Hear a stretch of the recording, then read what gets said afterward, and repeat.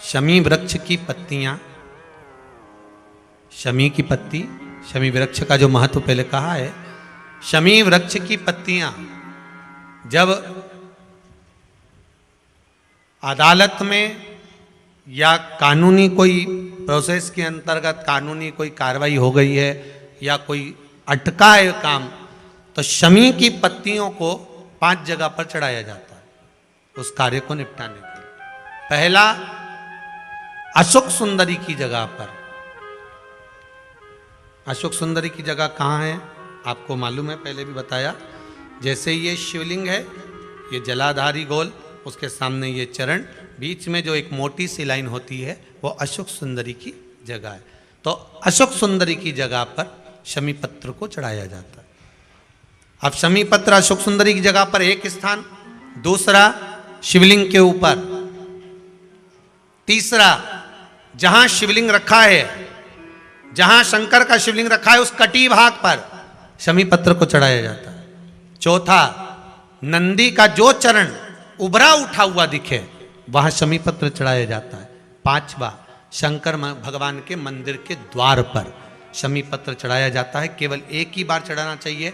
जिस कामना से चढ़ा रहे हो, जो अदालत में कार्रवाई चल रही हो या कोई प्रशासनिक परेशानी आ गई हो या कोई काम अटका पड़ा हुआ है, तो उसके लिए चढ़ाया जाए। 5 स्थान है हमारा शमी पत्र को समर्पित करने के।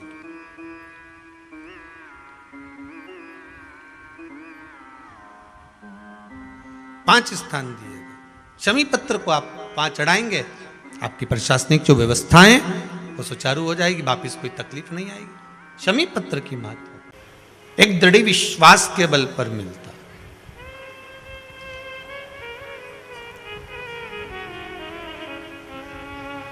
और अगर विश्वास पक्का नहीं है, भरोसा अगर पक्का नहीं है, तो फिर परमात्मा मिले कहां से? यहां तक शिव महापुराण की कथा कहती है कि घर में आप रह रहे हैं, परिवार में आप रह रहे हैं, तो बस एक बात का ध्यान कर रहना कि हम जिस परिवार में, हम जिस घर में रह रहे हैं, जितने लोग घर में निवास करते हैं, इनके प्रति हमारा विश्वास होना चाहिए। अगर परिवार में भी हमारा विश्वास नहीं है तो हम उसमें भी सुखी नहीं रह सकते।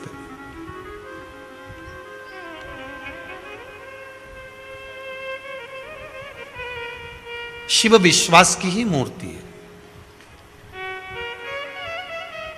ब्रह्मा जी को भगवान शंकर पर विश्वास नहीं हुआ था, इसलिए ब्रह्मदेव का सिर कटा था और कर्मनाशा नदी प्रकट हुई थी।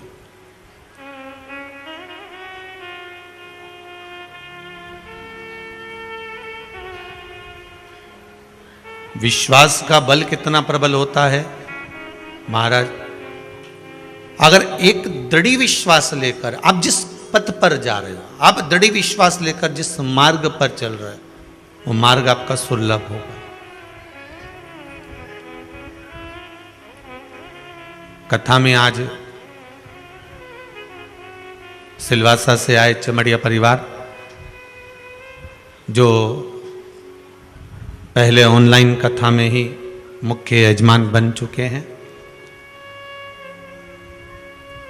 पूरे सिलवासा में भगवान की भक्ति और भगवान शंकर के प्रति विश्वास को जगाने का प्रयास करते रहते हैं। उनके साथ जो उनकी धर्मपत्नी बैठी है, उनका काम ही यही है कि आप शंकर का ये एक प्रयोग कर देख लो। अगर बाबा कृपा कर दे तो अच्छी बात है, करुणा कर दे। आप किसी को मार्ग बता रहे हो तो हो सकता है कि हमारे भी कुछ मार्ग सुलभ हो जाएं, हमारे भी मार्ग खुल जाएं। एक व्यक्ति अगर किसी के मार्ग को बंद कर देता है ना, तो सबसे ज्यादा प्रॉब्लम उसको होती है कि वो भी तो वहीं से निकलता था।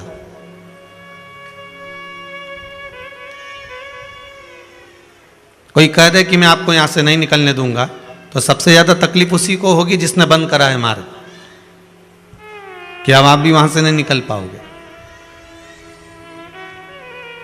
आप किसी के लिए अगर मार्ग प्रशस्त कर रहे हो, आप किसी के लिए मार्ग खोल रहे हो, तो ये शिव महापुराण की कथा कहती है कि विश्वास रखकर अगर आपने मार्ग खोला है तो उसका फल आपको मिलना ही है। आप किसी को सतमार्ग बता रहे हो तो उसका कुछ ना कुछ पुण्य आपके खाते में आना ही है। आप शंकर का भजन किसी रूप में कर रहे हो तो उसका पुण्य आपके खाते में आना ही है।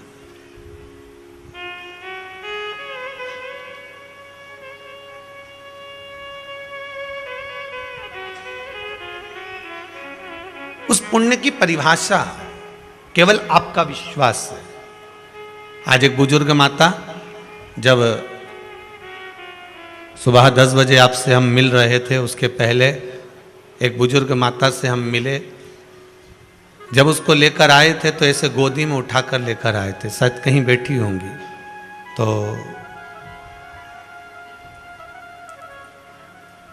आज वो जब आई तो लाठी टेकते टेकते आई। जिनके हाथ पैर में कुछ तकलीफ थी, तो पूछा कि आप पहले आई थी जब गोदी में आपको लेकर आए थे और आज बाबा ने कृपा कर दी। कहे बाबा को यही तो धन्यवाद देने आई हूँ कि 3 महीने पहले आई थी तो मुझे गोदी में लाए थे और आज आई हूँ तो पैदल चलकर आ रही हूँ। यही कृपा है। कहीं बैठी होंगी तो सुन रही होंगी। कहाँ है? अच्छा, यहीं बैठी हुई है। जरा एक बार खड़े होकर बता दो इनको भी कि देखो बाबा ने कृपा करी है, करुणा करी है। ये बाबा की कृपा है। जिसको गोदी में लेकर आए थे और आज वो लाठी टेक कर कमरे तक आ जाती हैं, तो यही शिव की कृपा है हमारा। उसकी कृपा बिना कुछ नहीं होता।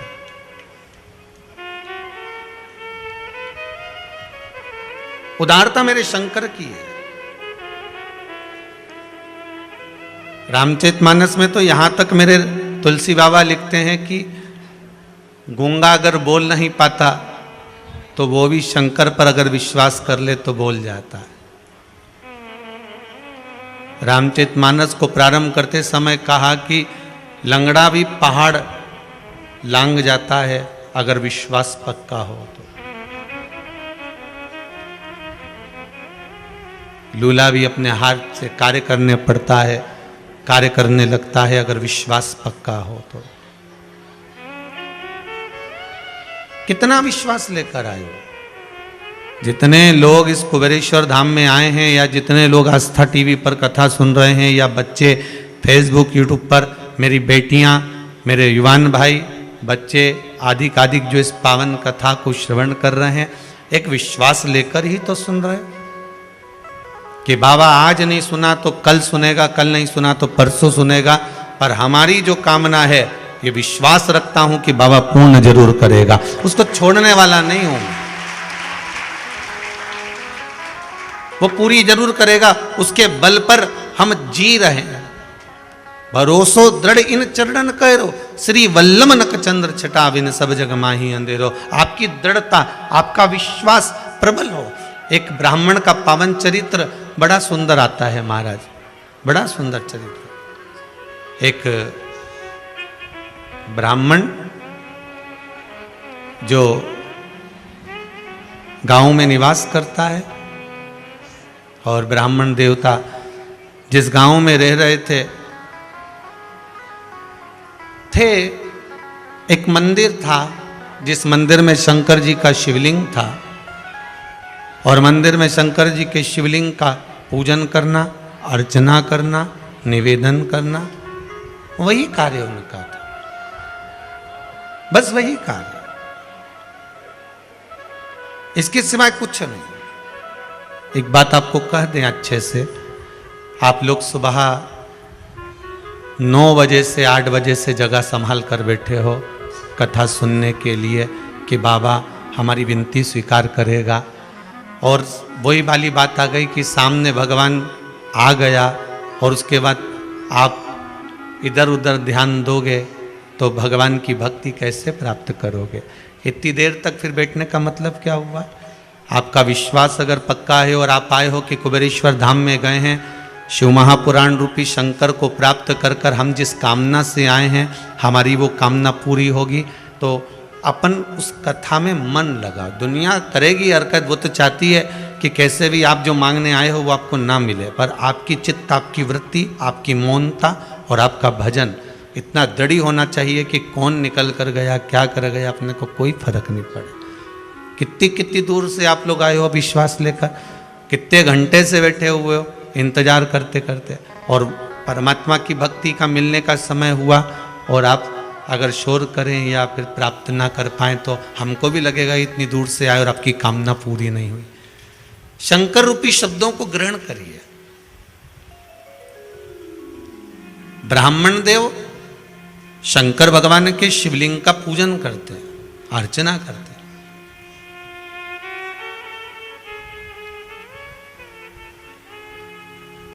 एक धन ही मूल नहीं हुआ। किसी किसी ब्राह्मण को भले धन की मूलता हो सकती है, पर किसी किसी ब्राह्मण के लिए भगवान की भक्ति ही मूल होती है। और केवल ब्राह्मण के लिए नहीं कहूंगा, वैश्य हो, क्षत्रिय हो, शूद्र हो, ब्राह्मण हो, इन सभी के लिए। किसी के लिए धन जरूरी हो सकता है, किसी के लिए संपदा जरूरी हो सकती है, किसी के लिए दौलत जरूरी हो सकती है, पर किसी किसी के लिए भगवान की भक्ति ही जरूरी है। उसने जन्म दिया है और अगर उसने हमको पैदा किया है, इस मृत्यु लोक में अगर जन्म दे दिया उसने, तो ये पक्का है कि हम अगला जन्म फिर भोगे, फिर मृत्यु लोक में आए, फिर हमारा जन्म हो, हम ये नहीं चाहते। जगत गुरु शंकराचार्य जी का चरित्र कहता है, पुनरपि जननम पुनरपि मरणम, के इस प्रपंच से हमको छूट जाना।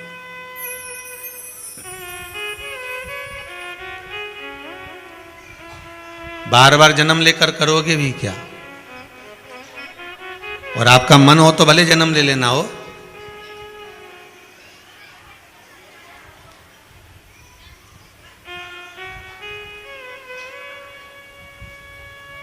एक बार आपसे प्रश्न किया था इसी व्यासपीठ से कि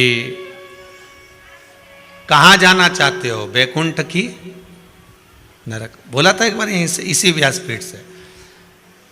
किसी एक भाई ने व्हाट्सएप पे लिख कर भेजा है, जहां सियोर वाला गुरुजी जाएगा वहां लिख कर दिया उसने।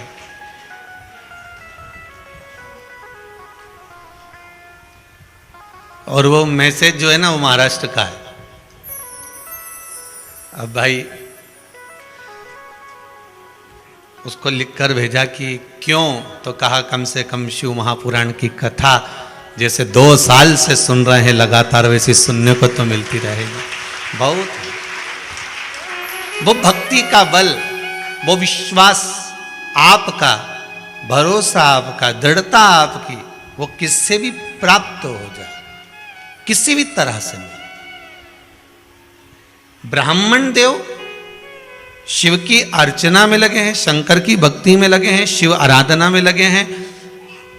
थोड़ा सा कहीं भाग मिल जाता था तो घर में लेकर आ जाते थे, पर भाग जब घर में लेकर आते थे तो कोई भगत मांगने वाला आ जाता था तो उसको भी दे देते थे।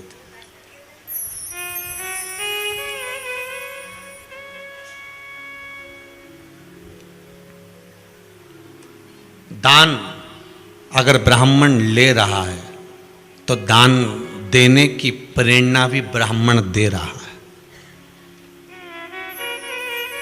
आप सबको मालूम होगा, पहले के समय पर जितने साधु सन्यासी तपस्वी साधक उपासक संत महात्मा पीठाधीश मठाधीश जितने भी आते थे, ये किसी दूसरे के घर में जाकर भोजन ग्रहण नहीं करते थे, ये ब्राह्मण के घर में ही जाकर अन्न भाग ग्रहण करते थे।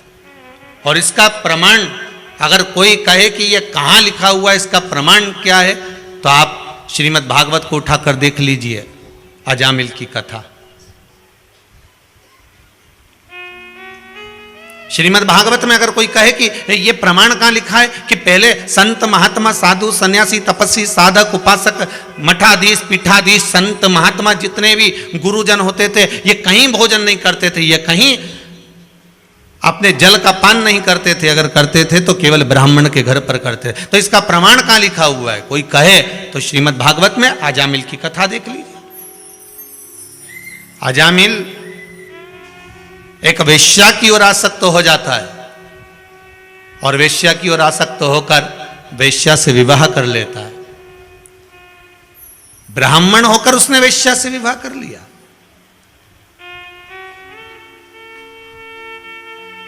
गांव में संत आ गए, साधु आ गए, उन्होंने आवाज लगाई, भैया कोई ब्राह्मण का घर है? तो गांव के लोगों ने हंसी उड़ाने के लिए कह दिया, एक ब्राह्मण का घर है पर उसकी धर्मपत्नी वेश्या है। संत पहुंच गए उसके दरवाजे पर, आवाज लगाई, हे ब्राह्मण देव, हे अजामिल, हे अजामिल। अजामिल बाहर निकल कर आए, बोले महाराज। अजामिल आप ब्राह्मण हो? हाँ। आपका क्या गोत्र है? हमारा ये गोत्र है। अच्छा,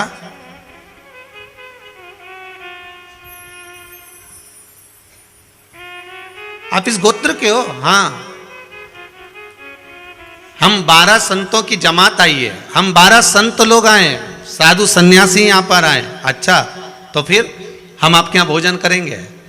अजामिल हाथ जोड़कर कहता है, मैं भोजन कराता मना नहीं है, पर बात इतनी सी है कि मैं भोजन नहीं करा सकता। क्यों? क्योंकि मेरी धर्म पत्नी वैश्या है, मैंने उससे शादी करी है।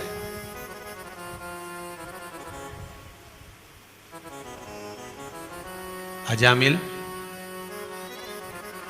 उसका पूर्व का कर्म क्या था ये वो जानती है, पर तेरे से विवाह करने के बाद वो ब्राह्मणी हो गई है।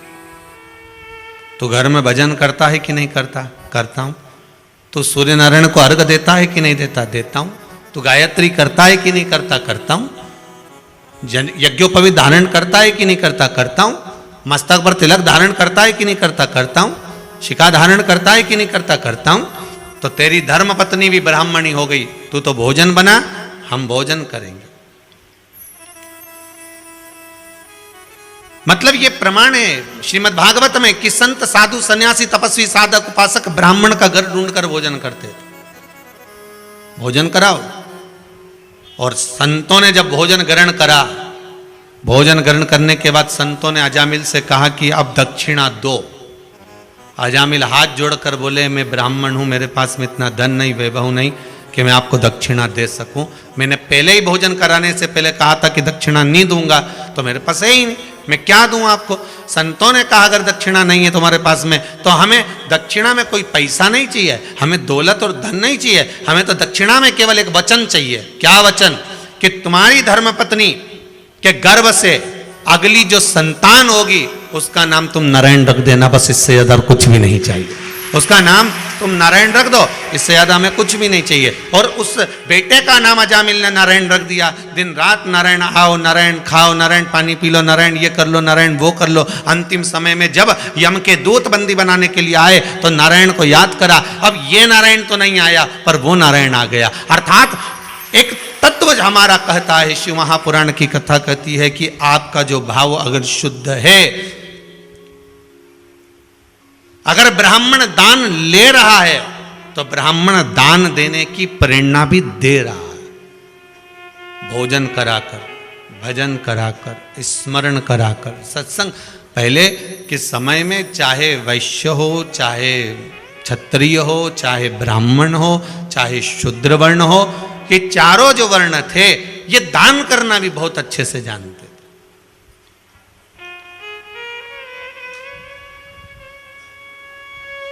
इनकी दान की परिभाषा भी बड़ी विचित्र थी।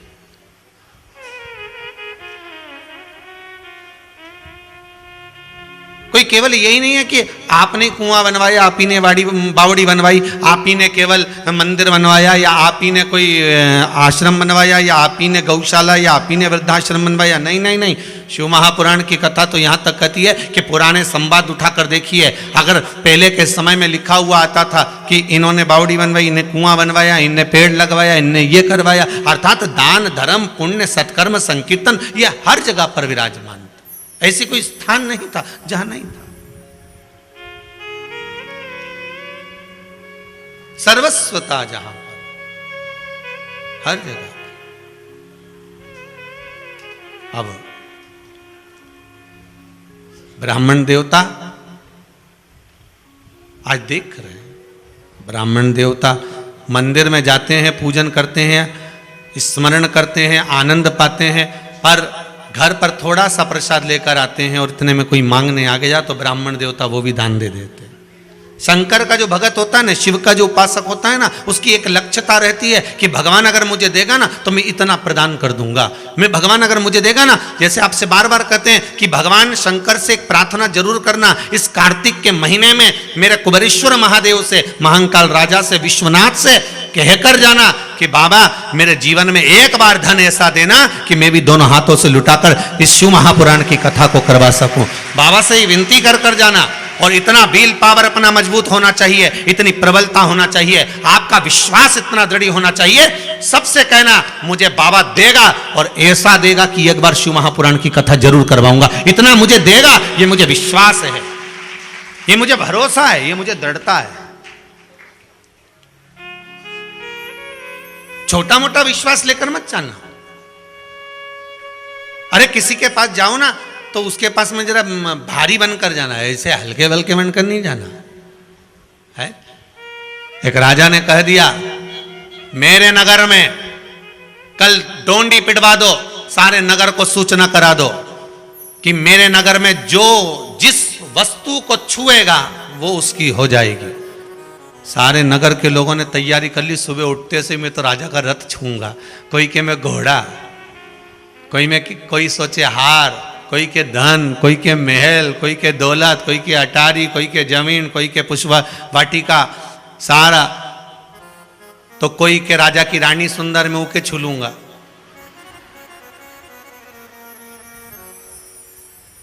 दुनिया है, सबने तैयारी करी। सवेरे जैसे गेट खुला, सब राजा के महल में चले गए। कोई कुछ छू रहा, कोई कुछ छू रहा। राजा ने कहा देते जाओ, देते जाओ, देते जाओ, देते जाओ। आखिरी में एक छोटा सा लंगोट लपेटा हुआ छोटा सा बच्चा, कोई साधु सा, कोई तपस्वी था, आया और राजा के सिंहासन पर चढ़ गया और राजा के सिर पर हाथ रख दिया, छू लिया।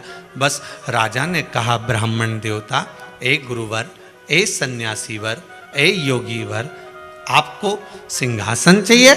नहीं। आप और कुछ वस्तु छू लो, जो आपको चाहिए ले जाइए। नहीं, मुझे आप चाहिए। मैंने आपको छुआ है। राजा ने कहा महाराज आप मुझे छुए, बाकी की वस्तुओं को क्यों नहीं छुआ? संत योगी सन्यासी तपस्वी कहता है जब राजा ही मेरा हो जाएगा तो वस्तु तो वापस इकट्ठी हो जाएगी। राजा मेरा होना चाहिए जिसकी आज्ञा चलती है। राजा मेरा होना चाहिए जिसकी आज्ञा चले। एक बार ताली बजाए तो सेना सामने। उन्होंने ये नहीं किया कि सेना को छू ले, तुम्हें जो चाहिए वस्तु वो छू लीजिए। अब राजा को उसने छू लिया। अब राजा कह दे कि मुझे ला कर दो, राजा कह दे कि वापस दर दो, तो ये तो राजा के ऊपर आधारित है। तो राजा को अगर छू लिया तो राजा तुम्हारे कहने पर। उसी तरह हमें कहीं नहीं जाना। अगर हमारा विश्वास दृढ़ है, हमारा भरोसा पक्का है, तो हमें देव अधिदेव महादेव का स्पर्श अर्थात शंकर भगवान के शिवलिंग को छूना है। राम मंदिर में जाओगे तो राम जी को नहीं छू पाओगे, कृष्ण मंदिर में जाओगे तो द्वारकाधीश को नहीं छू पाओगे। कौन गया द्वारका जी और छू कर आया भगवान को? किसी भी मंदिर में जाओगे आप भगवान को नहीं छू पाओगे। केवल दुनिया में एक ही मंदिर है और वो है भगवान भोलेनाथ जी का। आराम से बैठे हुए हैं, तुम्हारी मर्जी पड़े जब आ जाना और छू के चले जाना, पानी लोटा भर चढ़ा जाना, अलमस्त होकर बैठे एकांत में। तुम्हारी मर्जी पड़े तब छुओ, क्योंकि भगवान कहते हैं दुनिया के लोग उसको उज्जैन का क्या कहते हैं? उज्जैन का राजा कहते हैं। काशी में उसे काशी का राजा कहते हैं। सोमनाथ में उसे सोम का राजा कहते हैं। केदार में उसे पहाड़ों का राजा कहते हैं। वो जगत का राजा है। उसका मात्र स्पर्श कर लेना ही समझ लेना कि कोई वस्तु तुम्हें बाकी की छूने की जरूरत नहीं, मांगने की जरूरत नहीं। वो तुम्हारा हो गया, तुम उसके हो गए। फिर क्या दिक्कत है?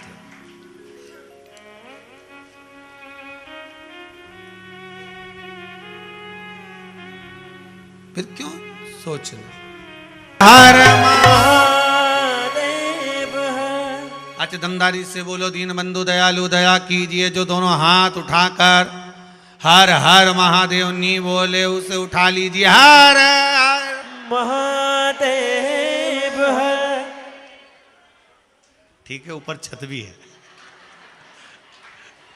भगवान शिव की कृपा, करुणा सागर शंकर की दया। जब राजा स्वयं आपका हो जाएगा तो फिर किसी वस्तु को छूना पड़ेगा क्या आपको? नहीं ना, किसी वस्तु को छूने की जरूरत भी नहीं पड़ेगी। अगर एक बार राजा आपका हो गया, एक बार आपने अगर स्पर्श कर लिया भगवान शंकर के स्वरूप को, भगवान शिव को एक बार स्पर्श कर लिया, फिर किसी वस्तु को छूने की जरूरत नहीं, आपको स्वतः मिल जाएगा।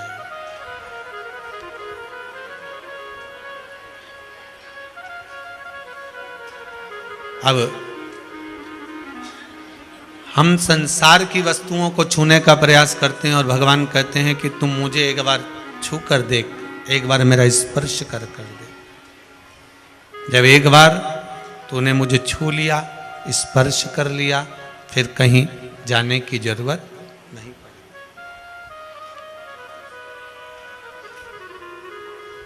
क्यों सोचना?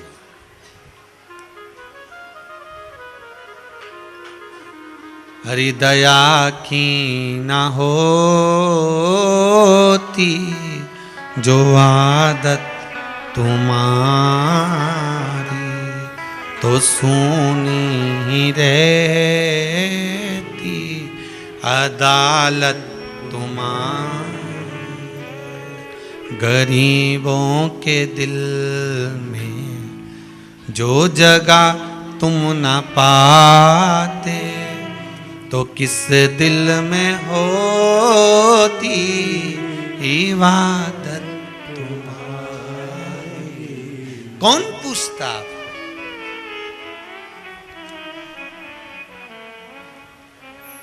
अरे स्कूल में जो टीचर रखते हैं ना, बहुत ध्यान दीजिएगा महाराज, स्कूल में टीचर हर सब्जेक्ट का अलग होता है। बोलो सही है कि गलत है?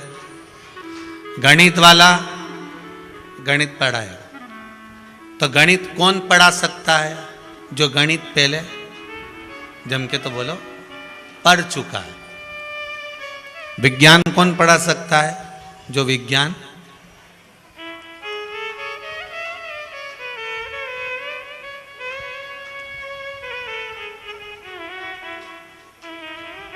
जो पढ़ चुका है वही तो पढ़ाएगा।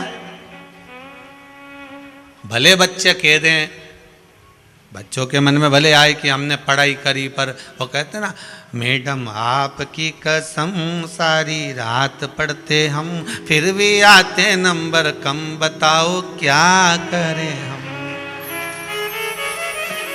अब करे तो करे क्या? पहला पेपर है हिंदी, उसमें आती है बिंदी, अब करें क्या?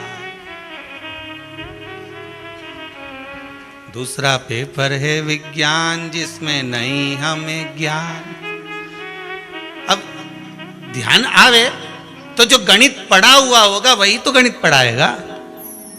जिस क्लास में तुम पढ़ रहे हो वो क्लास उसने निकाल दी है, और गणित पढ़ाते पढ़ाते पढ़ाते पढ़ाते इतना रम गया कि वो क्लास में आता है, कलम उठाता है और ब्लैक बोर्ड पर लिखना चालू कर देता है और तुम्हें समझाता है कि तुम ऐसा करना।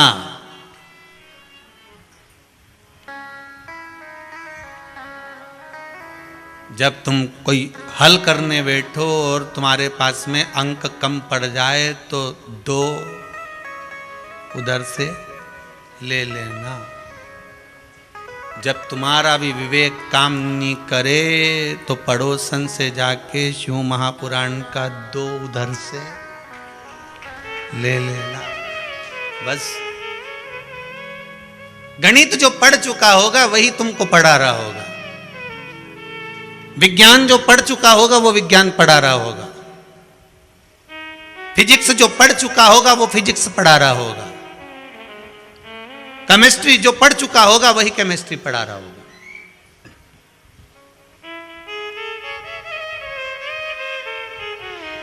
तो हमको तो ये लगता है वेद व्यास जी ने इतनी सारी चीजें, इतनी सारी बातें शिव महापुराण में लिखी है मतलब ये पहले प्रयोग करके देख चुके हैं, इसलिए उन्हें लिखकर तुम्हारे पास में भेज दिया।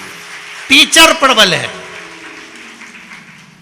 और टीचर अगर पक्का है, जिसने पढ़ाया लिख दिया, कई कई टीचरों ने अपनी अपनी किताब भी लिखी है, तुम पढ़ कर देखना, उसमें लिखा रहता है डॉक्टर उनने ये किताब लिख दी, उनने वो किताब लिख दी, उनने ये लिख दिया, उनने तो उनने लिखी, मतलब पहले उनने पढ़ाई करी, पढ़ाई करने के बाद उन्होंने अध्ययन करने के बाद अपने जीवन में उतार लिया कि हाँ इसके करने से ये फल होगा, ऐसा करा जाएगा तो उससे ये मिलेगा, भगवान शंकर को काली तिल चढ़ाने से ये होगा, काली मिर्च चढ़ाने से ये होगा, भगवान शंकर के शिवलिंग का निर्माण करने से ये होगा, भगवान शंकर को बेलपत्र चढ़ाने से ये होगा, भगवान शंकर को जल चढ़ाने से ये होगा, भगवान शंकर को दूध चढ़ाने से ये होगा, पंचामृत चढ़ाने से ये होगा। उन्होंने पहले प्रयोग कर देख लिया, मतलब टीचर सब चीज हल करके देखता है, उसके बाद तुम्हारे सामने आता है। कोई ऐसे ही कोई स्कूल में रख लेता है जो तुम्हें पढ़ा रहा है, कोई ऐसे ही होगा?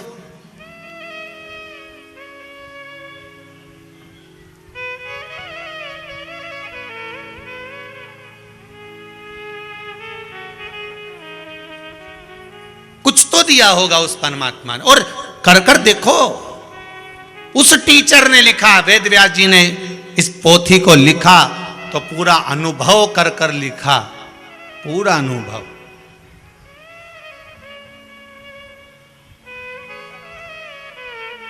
और देखो, किसी भी प्रश्न को पहले हल कर देखो कि हो रहा है कि नहीं हो रहा। केवल घबराना नहीं है,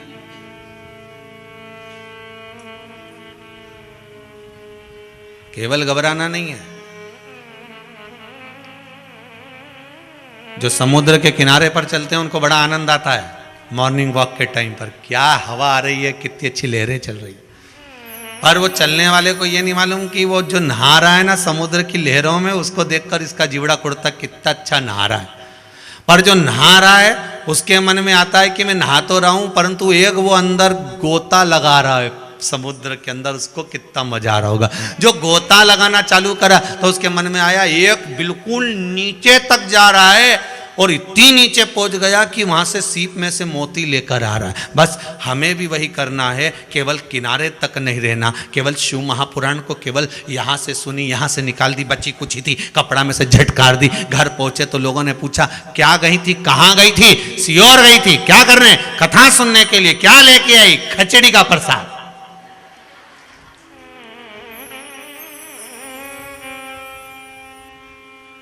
क्या लेकर आई है? खिचड़ी।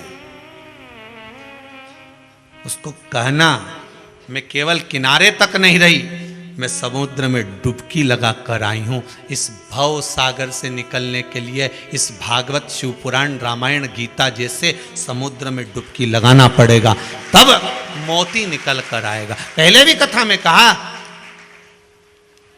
पानी में डूबोगे तो मर जाओगे, शिव महापुराण में डूबोगे तो तर जाओगे। ये तरने का विषय है। यहाँ डूबने पर मरता कोई नहीं है, यहाँ तो तर जाता। हाँ, मरने वाले हो सकता है तुमसे ईर्ष्या रख रख के मर जाए, तो बात दूसरी हो सके। इसमें पत्र में लिखा है किसी माता ने, बहुत सारे पत्र हैं, इसमें लिखा है किसी बहन ने कि गुरुदेव पहले कुछ भी नहीं चलता था और अब धीरे धीरे चलना प्रारंभ हुआ है, तो ऐसा लग रहा है कि किसी की नजर हमें लग रही है। तुम्हें नजर से क्या करना? तुम्हें क्या करना नजर से? कभी मुर्दे को नजर लगती है? बोलो तो सही। नहीं, मुर्दा जब जाता हो शमशान में तो उसकी नजर उतार के राई, नॉन, मिर्ची से उतार के, रुक जा जरा, रुक जा, अभी मत ले जाओ, इसकी नजर उतार दे दो, कितना जोरदार लग रही है, रुको जरा। अंदर गई ने मिर्ची लाई, ने नून लाई, ने नमक लाई, और फिर नजर उतार के फिर शमशान में भेजा, और शमशान में भी रख के भेज दी वही राई, नॉन, मिर्ची की, वहां भी उतार देना है एक बार, हो नजर लग जाए तो किसी की। जब शिव पास में है, शंकर अगर तुम्हारे साथ में है, तो किसकी नजर लगेगी? भूतों का राजा तो अपने साथ, भूत अधिपति। नजर लगा के तो बता एक कहीं का, कुछ नहीं करेगा, एक ही बारात में जितने गए थे नहीं, उनमें से एक कोई भेज दिया नहीं। वो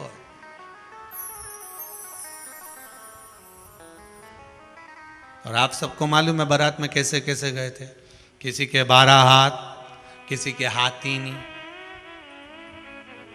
किसी की छाती तो मुंह ही नहीं, गर्दन ही गर्दन। और किसी किसी का इतना इतना शरीर तो नीचे से गायब ही हो गया, किसी का पांव नहीं तो रेंग के चल रहा। कितना विचित्र। शंकर भगवान की बारात गई और देवताओं ने कहा भी, खूब कहा कि साहब ऐसे बाराती लेकर जा रहे हो। भगवान बोले ऐसे जा रहे हैं, यही सबसे बड़ा आनंद का भाव है। तुम्हारे यहां सब वीआईपी को बुलाते हैं, हमने इनके ही बुलाया। तो शादी में ये क्या काम करेंगे? शादी में तो अच्छा काम का व्यक्ति होना चाहिए। शंकर भगवान बोले ये जो करेंगे वो तुम भी नहीं कर पाओगे। अच्छा क्या करेंगे ये? तो कि जब त्रिलोकी का नाथ कैलाश अधिपति शंकर बिहाने जा रहा है तो 33 कोटि देवता इतनी भीड़ बढ़ाएंगे, और हिमालय राज की नगरी में इतनी भीड़ मुझे देखने के लिए टूट पड़ेगी, तब रास्ता तो यही बनाएंगे। तो कि रास्ता कैसे बनाएंगे? शिव जी बोले अब आगे चल के देखो तो सही, चलो जरा। शिव जी की जब बारात चली, देवता सब आगे आगे 33 कोटि, तो सारे हिमालय राज की नगरी में भीड़ अपार, निकलने की रास्ता नहीं। और क्या जोरदार बारात, क्या जोरदार बारात। इतने में शंकर जी ने कहा हमारा नंदी फंस गया। तो एक डाकनी के बुलाया, जी की 12 आंख थी, गज भर की जीवान, रेंग के चल रही थी। इसके क्या जरा रोड तो साफ करो। जो पहुंची तो जितने ऊपर से देख रहे थे सब टपक गए नीचे, नीचे रास्ता साफ। भगवान बोले ब्रह्मा जी से देख लो, तुम देखो कितना जोरदार। इतनी जल्दी कोई रास्ता साफ कर सके? रास्ता तो जब साफ होता है जब एकदम भीड़ होता है। किसी किसी के एक बार कजन ना जाने कहाँ की कथा थी, ध्यान नहीं आ रहा।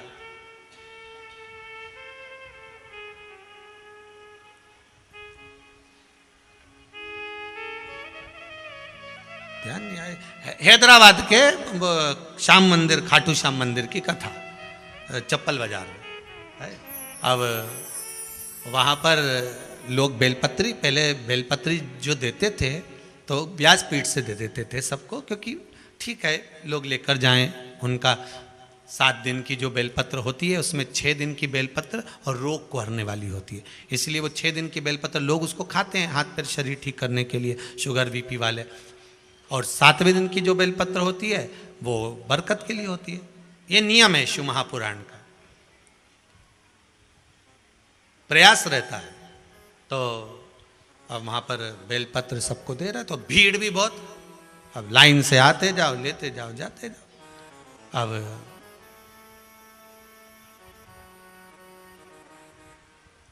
एक माता जी को ऐसा लगा कि अपना तो नंबर ही नहीं आएगा। पीछे थी वो, बहुत पीछे है।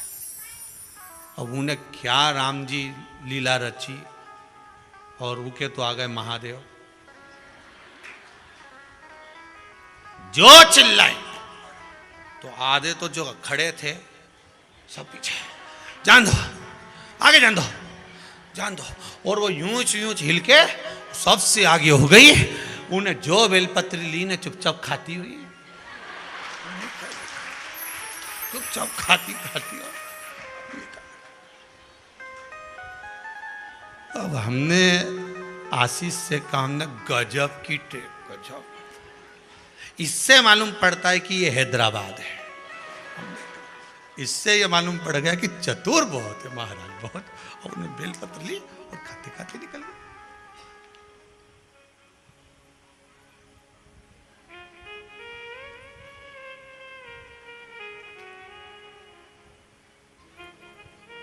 अब वो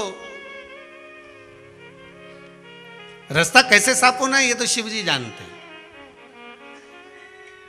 मार्ग कैसे सुलभ होना है शंकर जी जानते हैं। बहुत बांधा है ना आपके जीवन में, बहुत तकलीफ है ना आपके जीवन में, बहुत कष्ट है ना आपके जीवन में, बहुत रोग बीमारी, सारी दुनिया की अड़चन आपके जीवन में है ना, होन दो। शंकर जी की शादी हुई रही, बारात जा रही है, कितनी अड़चन आई है साहब, कितनी अड़चन, पर एक सामने तो आ जाए, आके बताए। शंकर जी की कथा कहती है, शिव महापुराण की कथा कहती है, आपके जीवन में कितनी अड़चन, कितनी प्रॉब्लम, कितनी भी हो, घबराना नहीं। आप शंकर के उपासक हो, शंकर की कथा सुन रहे हो, नजर वजर सब जाने दो, शिव जी की आराधना में लगे रहो, रास्ता अपने आप क्लियर होता चले जाएगा, आगे बढ़ते चले जाओगे।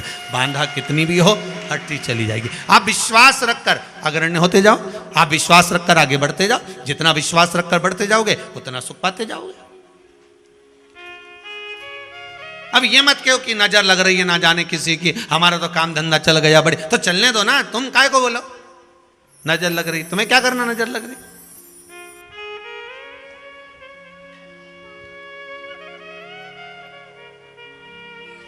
और इतना लोगों की दुकान चले उनके नहीं लगे, तुम्हारे ही लगे नहीं। ये सब विचार निकाल दीजिए, तुम तो बस भगवान की भक्ति में लग जाओ, भगवान की भक्ति। पर नजर का चक्कर में एक बार इंदौर में कथा बाची, अपना पहले इसमें कथा थी, बहुत पहले की बात है। अब वहाँ कथा में हमने श्रीमद् भागवत में कह दिया कि यशोदा मैया लाला की नजर उतारी थी, गाय के बछड़े की पूंछ पकड़ी, ऐसी 21 बार घुमाई, बछड़े में धब दी, बछड़ा भाग गया, समझो नजर भाग गई। यशोदा जी ने उतारी थी, अब हमको क्या मालूम था, एक अम्मा सीख के चली गई, उन्हें अपने छोरा की उतारी। अब जो छोरा की उतारी तो गाय ने सींग मार दिया। अब वो एम बाय हॉस्पिटल में पड़ी रही।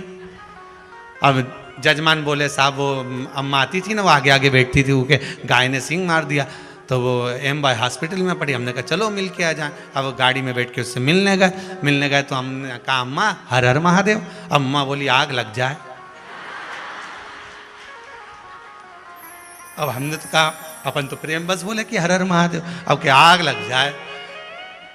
हमने कहा अम्मा क्या हो क्या गया। अरे तुमने किया था कि गाय की पूंछ पकड़ के ऐसी नजर, गाय ने सींग मार दिया।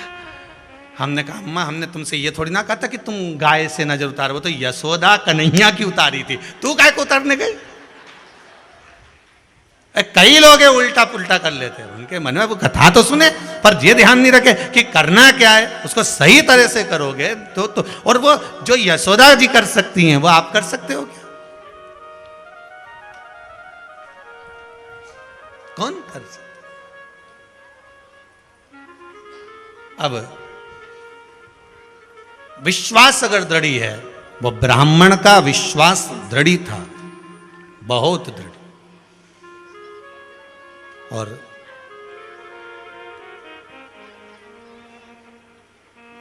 ब्राह्मण का जब विश्वास दृढ़ी रहा, शंकर जी की आराधना में डूबा रहा, जो लेकर आता, कहीं कोई मांगने वाला आ जाता तो उसको दे देता। पत्नी बड़ी दुखी थी, बताओ एक तो घर में कमाई नहीं हो रही, एक तो घर में इनकम नहीं हो रही, एक तो घर में कुछ आ नहीं रहा, और ऊपर से बचा कुचा थोड़ा लेकर आते हो तो वो किसी दूसरे को दे देते हो। पत्नी भी दुखी। पर पत्नी कभी अपने पति को नहीं कहती थी कि तुम दान मत करो, कि पुण्य मत करो, कि सत्कर्म मत करो, कि तुम ये मत करो, कभी नहीं कहती थी। उसका एक फर्ज था, करो, ये शरीर जब तक चल रहा है दोनों हाथों से दान करते रहना, पुण्य करते रहना, भजन करते रहना। ना जाने परमात्मा ने इस बार क्यों दिया, ये मानव शरीर दिया क्यों दिया, इतना धन दिया क्यों दिया। भगवान अगर कटोरा पकड़ा के 4 बत्ती चौराहे पर छोड़ देता तो ये भगवान ने कृपा कर कर थोड़ी सी संपदा दी है, तो इसका प्रयोग कर लीजिए, सदुपयोग कर लीजिए, और उसका प्रयोग जब करोगे तो जीवन का सुख प्राप्त होगा।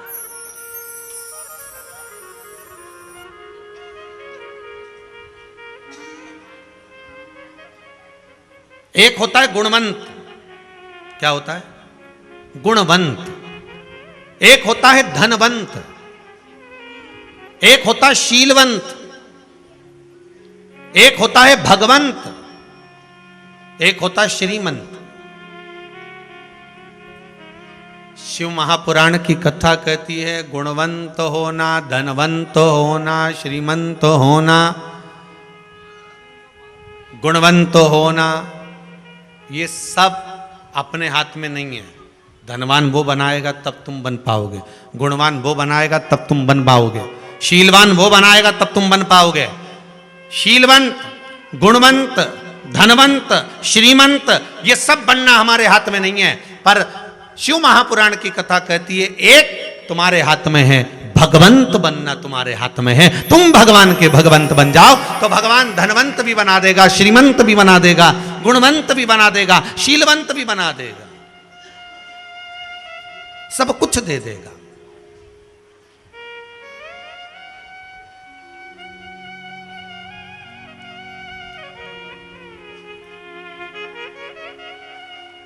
जब भगवान रूपी रतन मिल जाएगा तो धन कहां ना जाएगा। एक छोटा सा गरीब व्यक्ति, एक गरीबड़ा अगर कुछ गलत काम करे ना तो लोग कहते हैं बताओ उनके छोरे ने यह कर दिया। और बहुत सेठ वाला व्यक्ति, बहुत पैसे वाला व्यक्ति और छोटा व्यक्ति अगर मदिरा का भी पान करे, मदिरा का भी पान कर ले तो लोग कहते हैं बताओ उसने मदिरा पी ली। और बड़ा व्यक्ति अगर मदिरा का पान करे, वो तो बड़े घर के हैं साहब, अब उनके तो फैशन है, वो तो सब चले होए। एक व्यक्ति डॉक्टर साहब के पास गया, डॉक्टर साहब मेरा दांत बड़ा दुख रहा है। डॉक्टर साहब बोले चेक कराओ। चेक कराए, देखो दांत पूरे ही खराब हो गए हैं, निकालना पड़ेगा, निकाल दो। पर डॉक्टर साहब दर्द बहुत होगा। डॉक्टर साहब बोले वो दर्द तो होगा, सहन तो करना पड़ेगा। डॉक्टर साहब मेरे से सहन नहीं होगा। तो डॉक्टर साहब बोले तुम्हारे जीवन में, अच्छा ये बताओ दर्द नहीं हो, तुम ऐसा कुछ जीवन में कभी पहले कहीं चोट लगी हो और दर्द, तो क्या हाँ एक बार पी के जा रहा था, गाड़ी से गिर गया तब दर्द नहीं हुआ था। डॉक्टर साहब ने अपने कंप्यूटर को बुलाया, चलो एक काम करो इसको, अब ये दर्द हो तो इसलिए इसको एक बोतल एक ही पिला दिया। अब पिलाई। डॉक्टर साहब बोले निकाल लें, दर्द होगा कि अभी तो ऐसा लग रहा है कि दर्द होगा। डॉक्टर साहब ने कहा और दे दो इसको, और दे दो, फिर और दे दो। अब जो पूरा नशे में हो गया, डॉक्टर साहब बोले लाओ अब इसका दांत निकालें। इतने में वो खड़े होकर बोला की के बाप में दम है तुम्हारा दांत निकालेगा। डॉक्टर साहब बोले इससे तो पहले ही अच्छा था, इसको छोड़ के आओ, वापिस घर छोड़ के आओ। किसमें दम जो मेरा दांत निकाल। छोटा करे, कह दिया ये मदिरा पान कर रहा है, ये नशा कर रहा है। बड़ा करे तो लोग कहते हैं ये फैशन का क्रम हो गया उनका। महाराज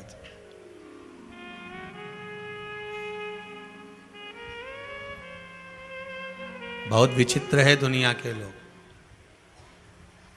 एक बात कहें, आप सुखी होकर दो रोटी अगर अच्छे से खा रहे हो ना तो विश्वनाथ का धन्यवाद देते रहना कि बाबा तू बहुत दे रहा है, कोई कमी नहीं है, कोई कमी नहीं। भगवान को बारंबार धन्यवाद देते रहना कि तेरी कृपा है जो मिल रही है दो रोटी, ये बाप की कृपा से मिली। ब्राह्मण देव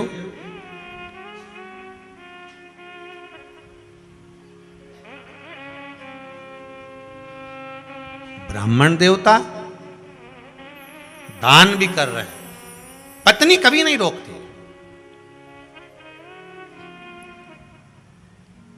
कभी नहीं रोकती। एक आज की पत्नी होती तो बात उससे। मनुष्य के शरीर में 1036 नाड़ियां होती हैं। कितनी? जम के बोलो जरा। 1036 नसें मनुष्य के शरीर में होती है।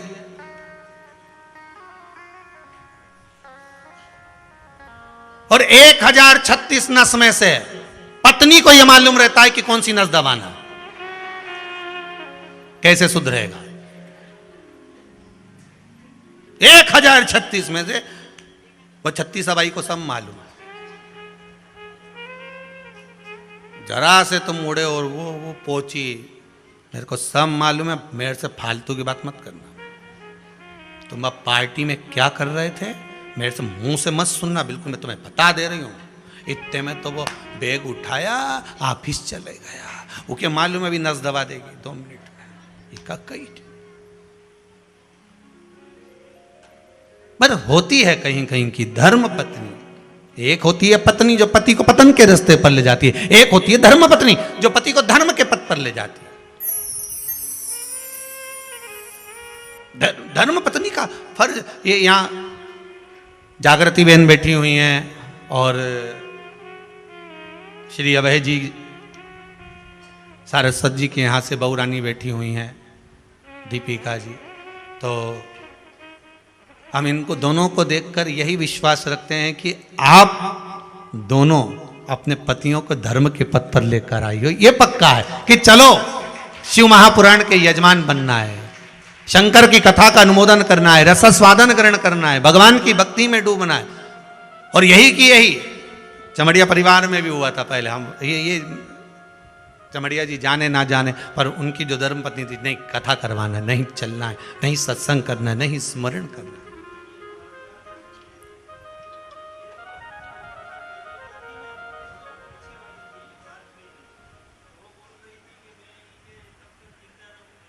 जरा माइक देना जरा।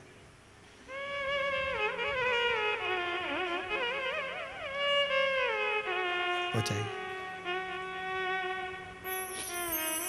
हाँ भी समणिया जी क्या कहना चाहते हैं? जो मार्च में हमारी कथा, माइक पास में लो। पहले हमने मार्च में बुक करवाई थी कथा, तो पहले मार्च में बुक करवाई मार्च में थी। तो वो अब तो ये सोच रही थी कि तब तक मैं जिंदा रहूं न रहूं कि एक बार गुरुजी की कथा दिवाली के पहले सुननी है। तो बाबा ने कृपा कर दी और हमारी कथा का नंबर लग गया जी। और अभी ये बात कर रही है कि यहाँ से वो कुबेरेश्वर महादेव को ये बोल के जाएगी कि एक बार पोरबंदर गुरुजी की कथा करवा। अरे वाह वाह वाह वाह, बाबा की कृपा। बैठी बैठी, बहुत बहुत साधुवाद, धन्यवाद। बस बाबा से यही निवेदन है, बाबा ऐसी कृपा करे, बहू बेटा आप लोग जो भी आए हुए हैं परिवार के, भगवान खूब कृपा करे। ये तो, और साथ में एक और धन्यवाद देंगे हमारे अभय कुमार जी महाराज। सारस्वत जी तो अभी व्यासपीठ पर बोल के ही जा रहे थे कि हर साल बोला था, हर साल यहां तक कह दिया उन्होंने कि 12 वर्ष तक आप तो एक शिव महापुराण की कथा देते रहो। बाबा की कृपा ऐसी है, करुणा है।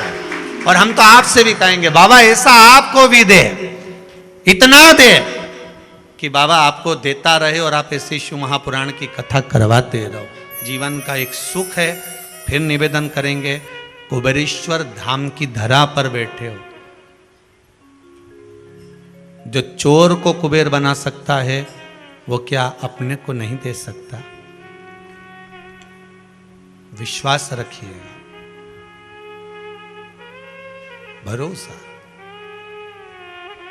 सुबह एक भैया कोई बैग टांग कर आए थे, वो आंख में आंसू भरकर रो रहे थे। तो उनको वापस बुलाकर पूछा क्या हुआ, क्या ये बताओ। कहते हैं बस मेरी मम्मी ने बड़ा विश्वास रखकर मुझे यहां भेजा है। मेरी 3 बजे की ट्रेन से मुझे वापस जाना है, पर मेरी माँ ने मुझे विश्वास रखकर भेजा है कि इस भूमि पर अगर गया है तो ये पक्का है कि कुछ ना कुछ बाबा भला करेगा। तो हमने कहा अगर विश्वास लेकर आए हो ना बाबू, अगर विश्वास लेकर पहुंचे हो ना, तो ये पक्का है कि वो हारने तो नहीं देगा। अगली बार तू आएगा तो तेरी आंखों में प्रसन्नता के अश्रु होंगे। अभी भले दुख के हो कि कहीं तकलीफ हो, हृदय में घात हो, कोई बात हो, इसलिए, पर अगली बार आएगा ना तो प्रसन्नता के अश्रु तेरे पास में होंगे, प्रसन्नता के। बस विश्वास रख कर जाओ, इस भूमि से भरोसा रख कर देखा। झोली मेरी तंग बाबा तेरे यहाँ कमी नहीं। हे बाबा तेरी कृपा से विराजा हूं, मुझे विश्वास है तू खाली नहीं भेजेगा, करुणा तेरी। यहीं से मतलब नहीं, आप किसी भी शिव मंदिर में जाना, कार्तिक का महीना चल रहा है, शंकर जी के मंदिर में जाकर अगर दीपदान कर रहे हो, शंकर जी के मंदिर में जाकर दिया लगा रहे हो, बेलपत्री के पेड़ के नीचे, पीपल के पेड़ के नीचे, आंवले के पेड़ के नीचे दीप प्रज्वलित कर रहे हो, बाबा का नाम लेकर श्री शिवाय नमस्तुभ्यम बोलकर शंकर जी का गुणगान गाकर आप लगाकर देखो दीप, बाबा क्यों ना सुनेगा, क्यों ना सुने।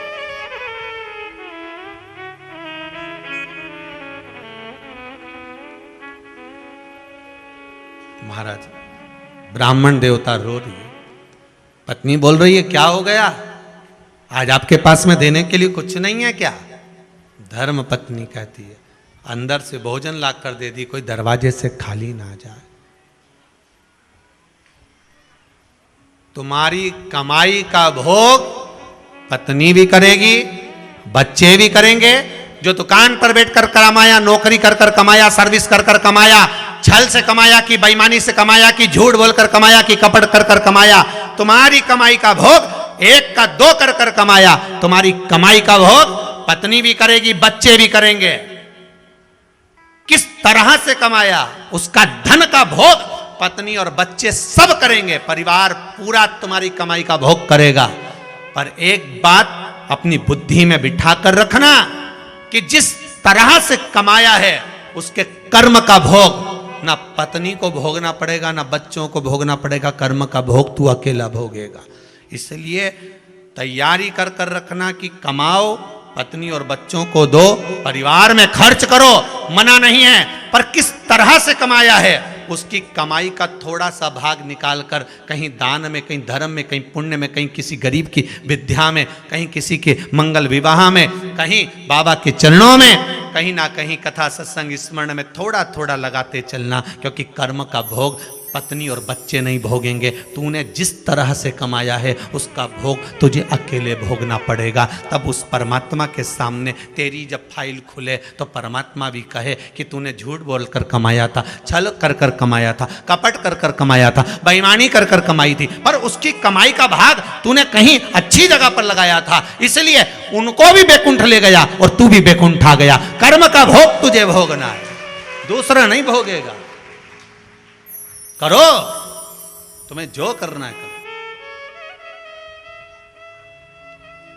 पर भोगने के पहले, देने से पहले उसमें से अगर 100 रुपए पत्नी को दे रहे हो कि ले अलमारी में रख दे, कमा कर लाया हूं, नौकरी का आया है, सर्विस का आया है, रखो अलमारी में कि बच्चों की पढ़ाई में लगाएंगे, विद्या में लगाएंगे, ये सामान लाएंगे, धनतेरस पर जाएंगे तो ये सामान, उससे पहले उसमें से कमाई निकालकर थोड़ी सी अलग रखना कि ये सत्कर्म में लगाना है, मैंने लेकर आया हूं सत्कर्म में लगाना।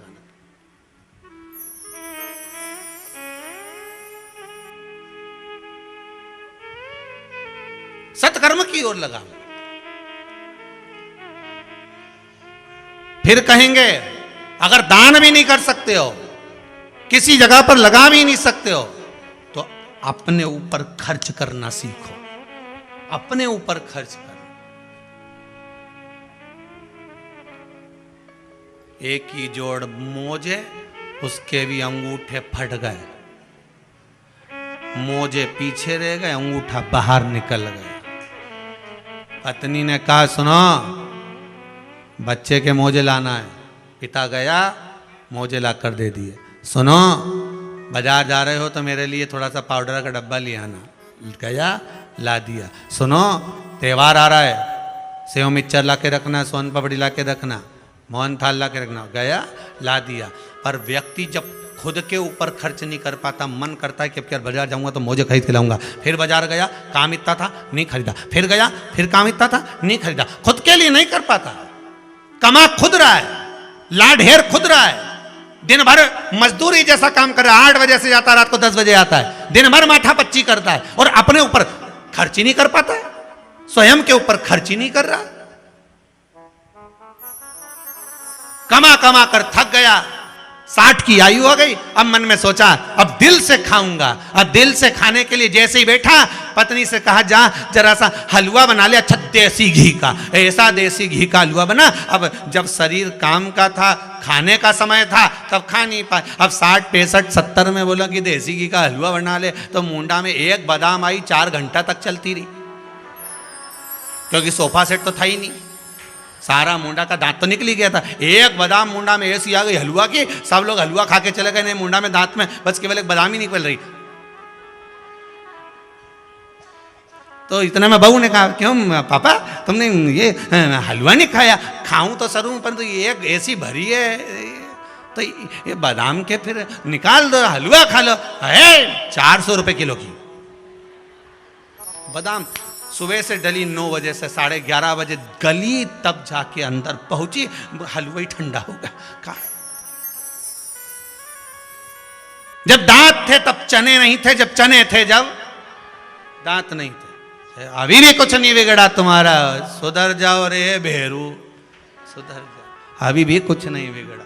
फिर कहेंगे जीवन का कोई भरोसा नहीं है, कोई भरोसा नहीं।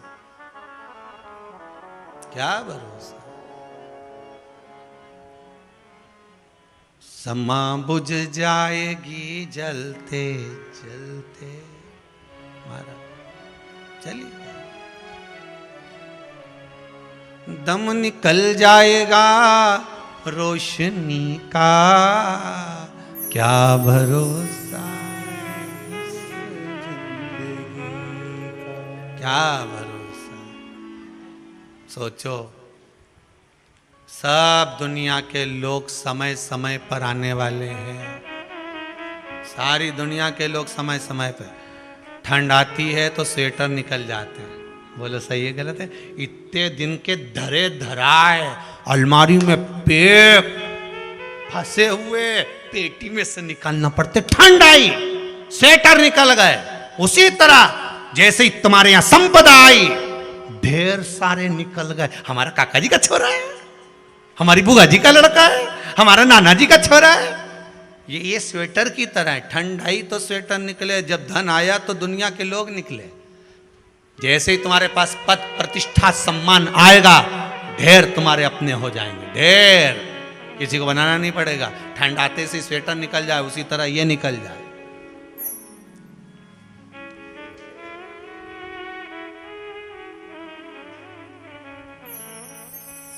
और जैसे ही गर्मी आई तो ये तन पे था नहीं, वे भी ऑफिस से आते से लो भैया उतार, सब उतार उतर के दादा बनियान पे, तब बैठा, सब गया। गर्मी आई सब उतर गया।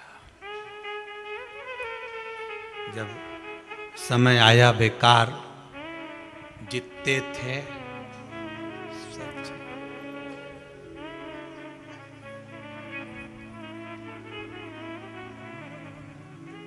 भगवान शिव की कथा कहती है, ब्राह्मण देव ने धर्म पत्नी कहती है तुम्हें कोई कमी पड़े तो मुझे बताओ, मैं आपको दे देती हूँ भाग।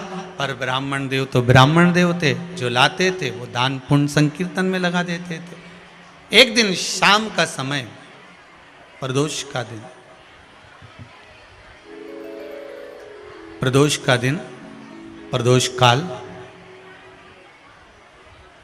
शाम का समय, भगवान देव अधिदेव महादेव माँ जगतजननी पार्वती जी के साथ में भ्रमण पर निकले।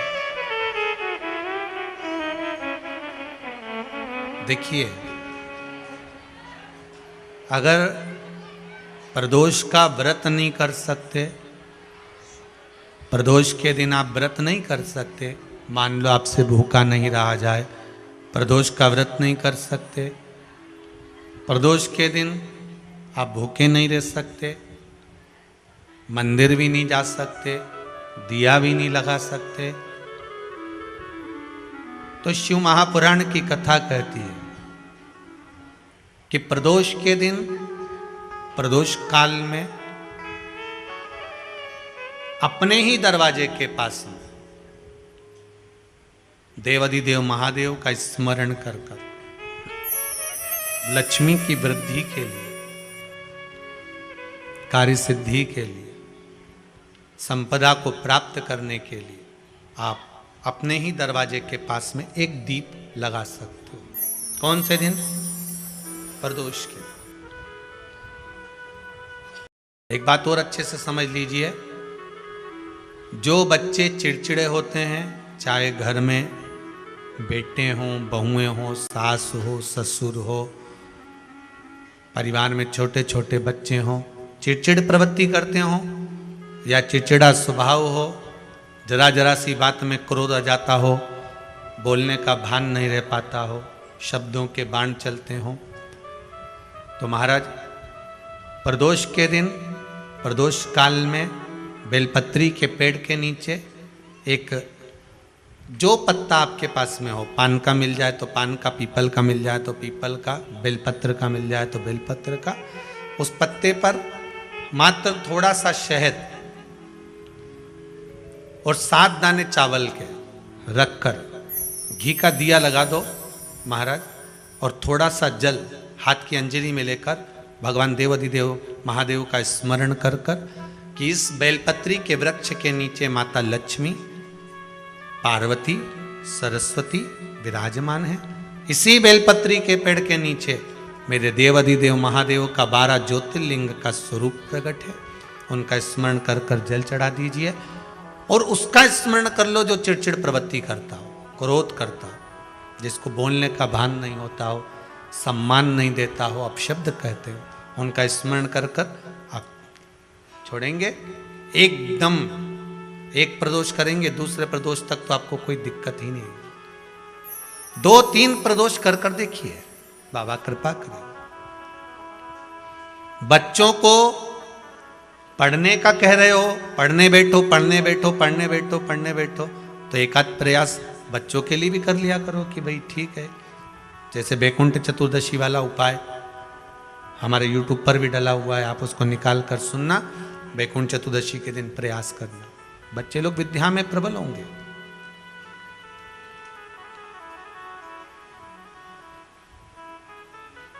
शिव उपासना का जो फल है वह 1000 गुना। ब्राह्मण देवता आज मंदिर के दरवाजे पर बैठे हुए थे, मंदिर की बुआरी लगाकर बेलपत्री को उठाकर एक बोरे में, एक बारदान में, एक झोले में भर रहे थे।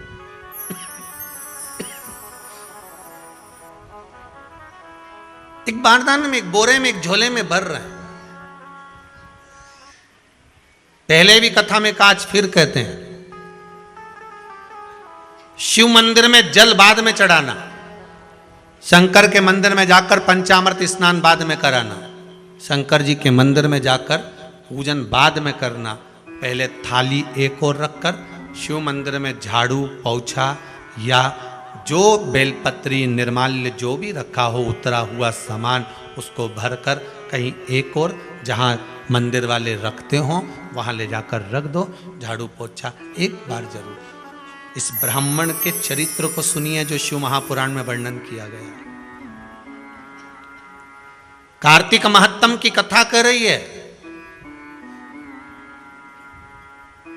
कार्तिक मास में पड़ने वाले प्रदोष के दिन महाराज वो ब्राह्मण बेलपत्री को उठा उठा कर बारदान में भर रहा था।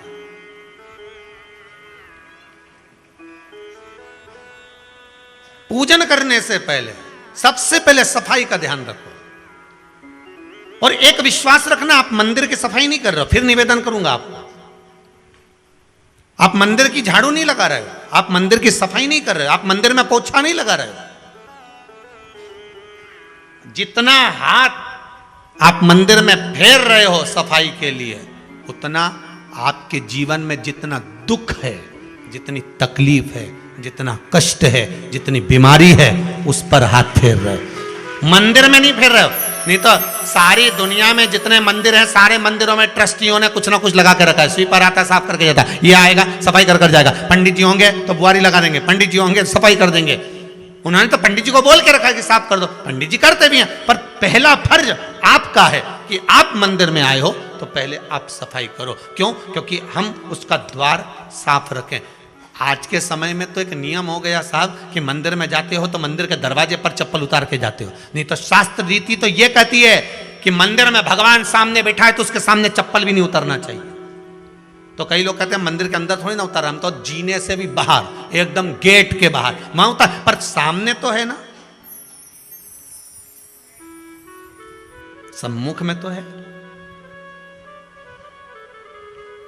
तुम्हारे यहां अगर 4 लोग दिवाली मिलने आते हैं ना, तो तुमने चप्पल रखने का भी स्टैंड बनाकर रखा है, साइड में उतारिए, दहली पर मत उतार देना, थोड़ा साइड में उतारो, सामने से सब आते जाते रहते हैं, सामने उतारो, सम्मुख में क्यों उतार रहे हो?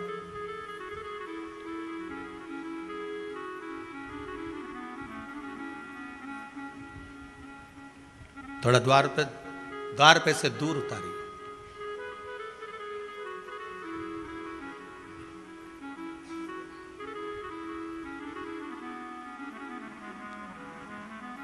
अभी तो कुबेरेश्वर धाम में काम चल रहा है, आप लोग जो दान दे रहे हो, आपके दिए हुए दान से निर्माण चल रहा है।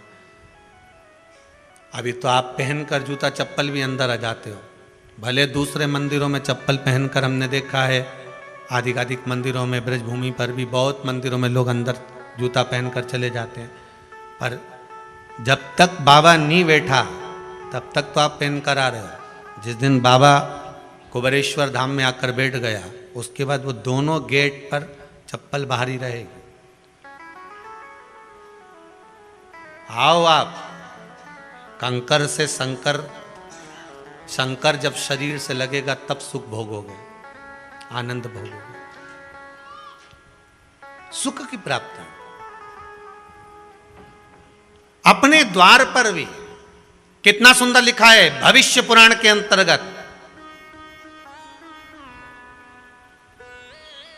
और विष्णु पुराण में भृगु बाबा का चरण का चिन्ह भगवान विष्णु की छाती पर रहा। भगवान विष्णु की छाती पर भृगु बाबा के चरण का चिन्ह रहा।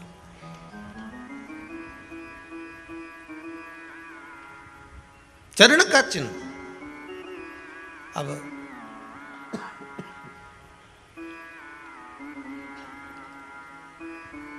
भविष्य पुराण में लिखा है कि अगर हम मंदिर के द्वार पर, घर के चौखट के एकदम सामने चप्पल उतार देते हैं, 7 बार दिन भर में से, कितनी बार? 7 बार विष्णु पुराण कहती है, ऐसा कोई दिन नहीं होता जिस दिन दरवाजे पर 7 बार लक्ष्मी आकर खड़ी नहीं होती हो। कल एक कथा कही थी आपको कि प्रत्येक मनुष्य के भाग्य में सुख लिखा है, केवल मंथन करना। भविष्य पुराण कहती है 7 बार लक्ष्मी प्रत्येक मनुष्य के दरवाजे पर जाकर खड़ी होती है, पर द्वार पर चप्पल पड़ी होने के कारणवश वो लौट कर चली जाती है। बहुत ध्यान दीजिएगा महाराज, थोड़ा सा आपको बुरा लगेगा, लग जाए, पर शिव पुराण है, जीवन संवार देगी तो अच्छी बात है, जीवन संवार दे तो अच्छी बात है। मंदिर के द्वार पर हम जब चप्पल छोड़ते हैं, जिस मंदिर की चौखट पर चप्पल छोड़ी है, आप जितनी देर आराधना में लगे रहते हैं, उतनी देर तक आपकी चप्पल पर जितने लोग लांग कर जाते हैं, जितने लोग लांग कर प्रवेश करते हैं, उसका भी दुख आपके भाग्य में आता चले जाता है। ध्यान दीजिएगा जरा, चप्पल का भविष्य पुराण में पढ़िएगा कभी कि पादुका का महत्व क्या है, पादुका किस ओर उतारना चाहिए, पादुका को कहाँ रखना चाहिए, किस जगह पर बुआरी झाड़ू को रखना चाहिए, किस जगह पर चलनी को रखना चाहिए, सुई उस सुई को जिस हाल में सब बैठते हैं उस हाल में क्यों रखा जाता है? सुई तो इतनी सी है, पर जिस हाल में सब बैठते हैं उस हाल में ना तो झाड़ू रखते हैं, उस हाल में ना चलनी रखते हैं। भैया क्यों नहीं रखते?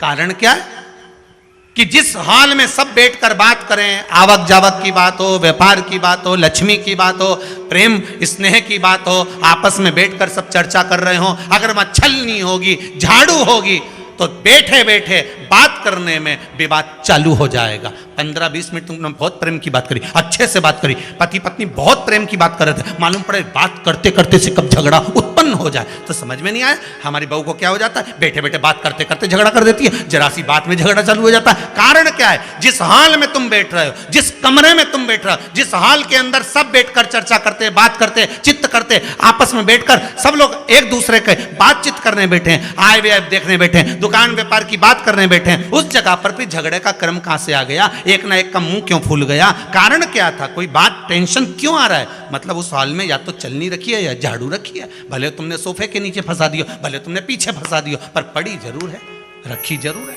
कहीं ना कहीं पड़ी होगी। क्यों कहते हैं कि जिस हॉल में आप बैठ रहे हो, जहां पर आप संपदा की बात कर रहे हो, दौलत की बात कर रहे हो, व्यापार की बात कर रहे हो, व्यवसाय की बात कर रहे हो, उस हॉल में अगर कहीं कैलेंडर टंगा हो, कोई सामान ऐसा रखा हो, कोई पर्दा ऐसा लगा हो, कोई चीज ऐसी लगी हो, तो उसमें एक सुई उसमें रख दीजिए। क्यों कहते हैं, हमारे यहां दूल्हा भी जाता है ना, तो उसका जो साफा बनता है या जूता उसको पहनाते, उस तक में पिन टच करके भेज देते हैं। बोलो सही है कि गलत है?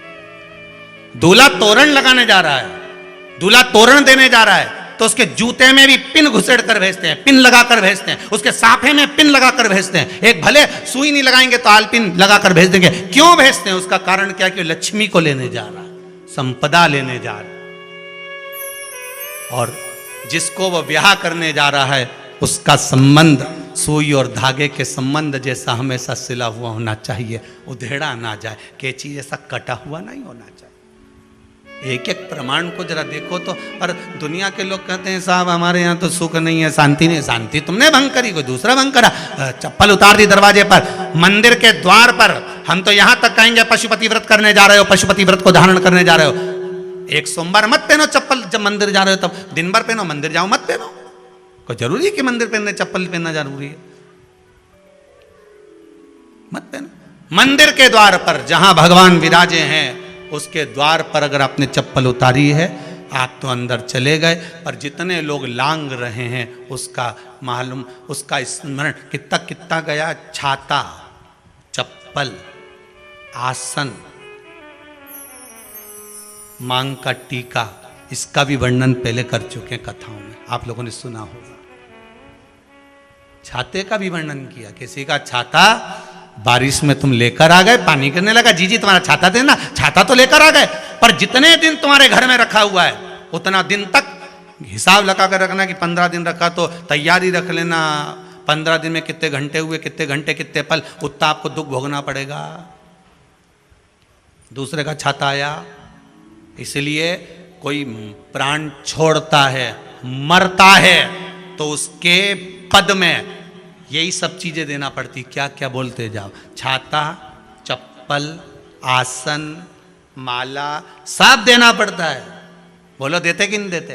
तो क्यों देना पड़ता है छाता? क्या काम का कि छाता देना पड़ेगा? क्या व्यक्ति 24 घंटे क्या धूप में रहता था कि पानी में रहता था जो छाता देना पड़ेगा? चप्पल क्यों देना पड़ेगा? किस लिए देना पड़ेगा? उसका शास्त्र प्रमाण।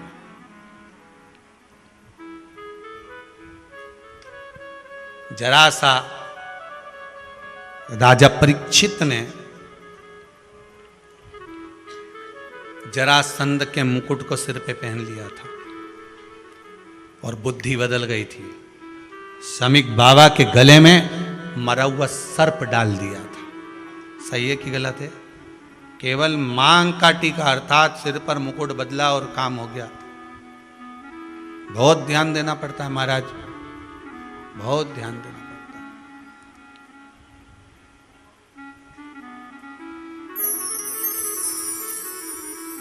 तुम्हारी चप्पल कोई ले गया, तुम रो रही, किसी ने पूछा क्या हो गया? मेरी चप्पल कोई ले गया था, फिर मैं दूसरे की ले गई। तुम्हारी कोई दूसरा ले गया, तुम दूसरे की ले।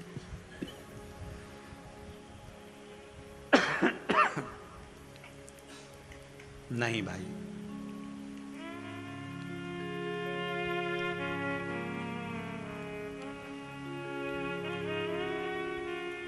उसको प्राप्त करने के बहुत तरीके हैं। एक सत्य बात कहें, 7 बार लक्ष्मी प्रतिदिन मनुष्य का द्वार झांकने के लिए आती है। ऐसा कोई दिन नहीं जाता जिस दिन तुम्हारा भाग्य भगवान पलटने के लिए नहीं बैठा हो, वो तो इंतजार करता है कि ये गेंद फेंके और मैं चौका छक्का लगा दूं। वो कहते हैं ना, एक ओवर में कितनी गेंद फेंकते हैं? जम के बोलो। अरे एक ही फेंकते हैं। एक ओवर में कितनी गेंद फेंकते हैं? एक। वही गेंद बार बार फेंकते हैं ना, गेंद तो एक ही है नहीं। वो तो बार बार गिना है तो 6 बार गिना है, तो फेंकी तो एक ही है कि बदल बदल के फेंक दी, पीली नीली हरी गुलाबी, नहीं, एक ही है।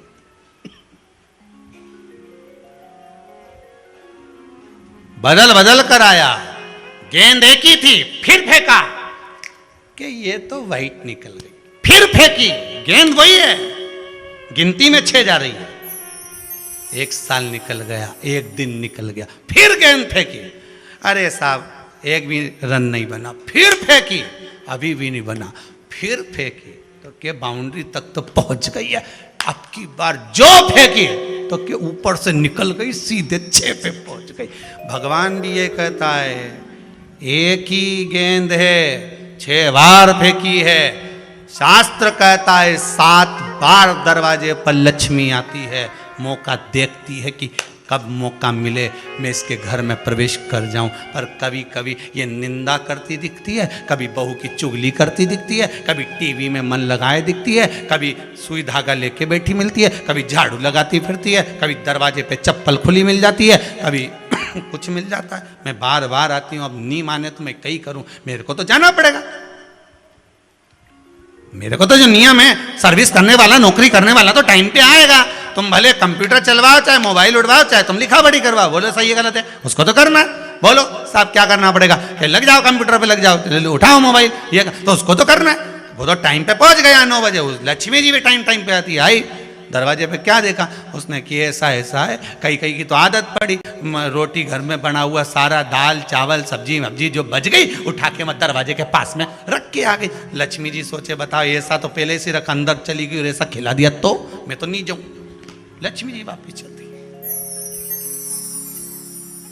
कई लोगों की आदत, आटा छना हुआ, ऊपर की जो चापड़ थी, उनने कहा गाय खा के चली जाएगी, ओटला पे पटक के आ गई। लक्ष्मी जी इतने में आई कि चापड़ तो यहाँ पटक के चली गई, मैं काय को जाऊं, छलनी में से जा उधर, नहीं जाऊं। कितना कहा है महाराज,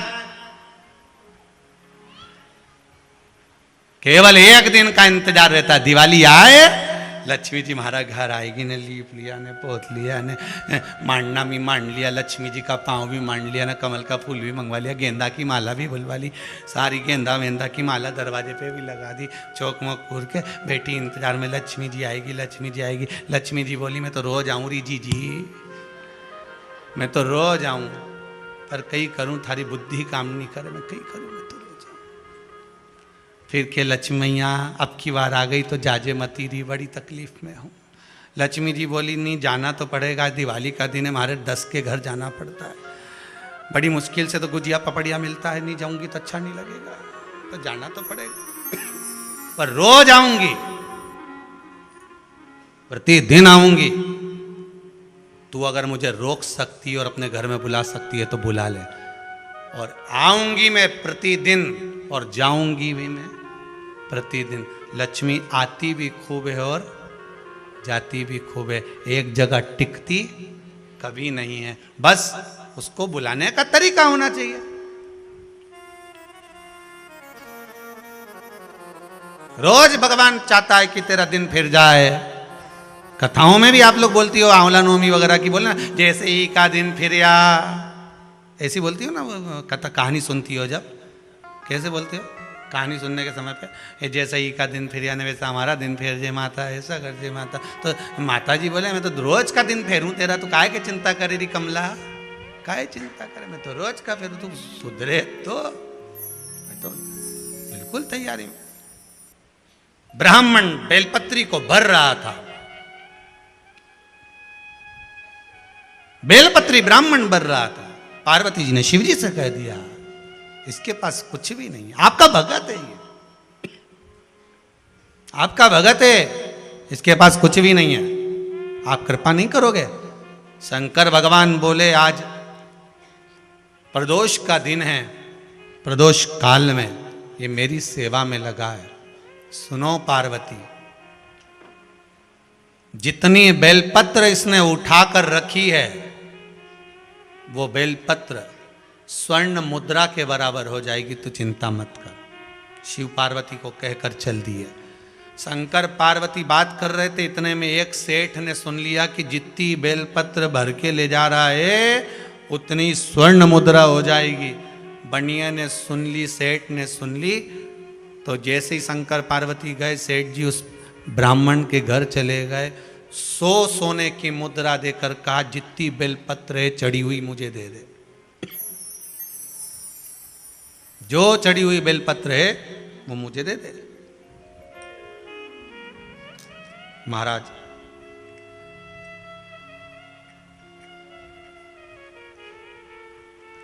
अब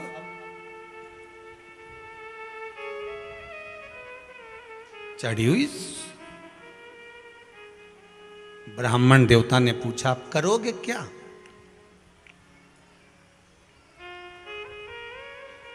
क्या करोगे इस चढ़ी हुई बेलपत्र का?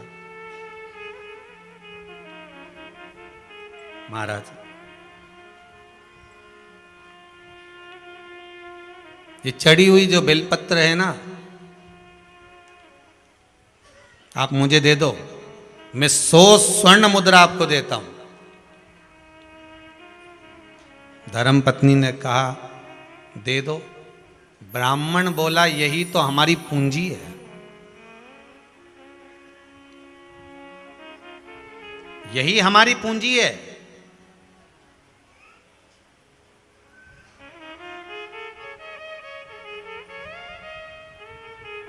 जब आप भगवान की पूजन करो, पूजन करने के बाद जब विसर्जन होता है देवताओं का, आप पूजन पे से ब्राह्मण निर्माल्य उतारते हैं, तो यजमान का कार्य है, जो निर्माल्य नीचे उतारा गया है उसको नेत्रों से लगा कर रखना चाहिए, क्योंकि ये यजमान की पूंजी है। ये ब्राह्मण की पूंजी है। कर्मकांडी ब्राह्मण, पूजन करने वाला ब्राह्मण, भगवान की भक्ति में डूबने वाला ब्राह्मण, भगवान के भजन में, मंदिर देवालय में पूजन करने वाला ब्राह्मण जब यजमान से पूजन कराता है, पूजन कराने के बाद जब निर्माल्य को उतारता है, जो चढ़ी हुई वस्तु है जब वो निर्माल्य होती है उसको उतारा जाता है, तो ब्राह्मण भी यजमान से कहते हैं, इसको नयनों से लगा लीजिए। ये साधारण नहीं है। ब्राह्मण देवता ने कहा, ये मेरी पूंजी है जो भगवान पे से उतरी है, मैं अपनी बेलपत्र क्यों दूं? नहीं, दे दो। 100 सोने की स्वर्ण मुद्रा भी तो मिल रही है, अपने बच्चों का पेट भराएगा। ब्राह्मण ने 100 स्वर्ण मुद्रा के लिए दे दिया। बनिया ले गया बेलपत्र को।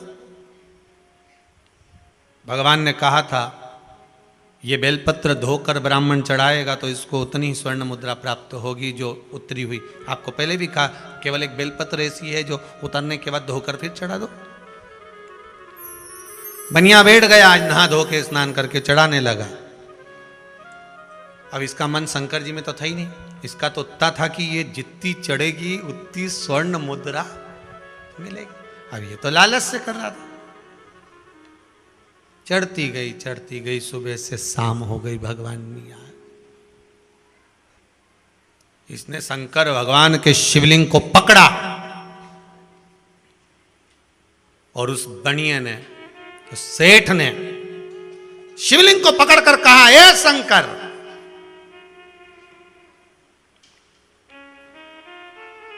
मेरी 100 सोने की मुद्रा चली गई, तेरे चक्कर में आज मैं शिवलिंग को उठा लेता हूं। जैसे ही शिवलिंग को पकड़ा, ऐसा चिपक गया, हाथ ही नहीं निकला।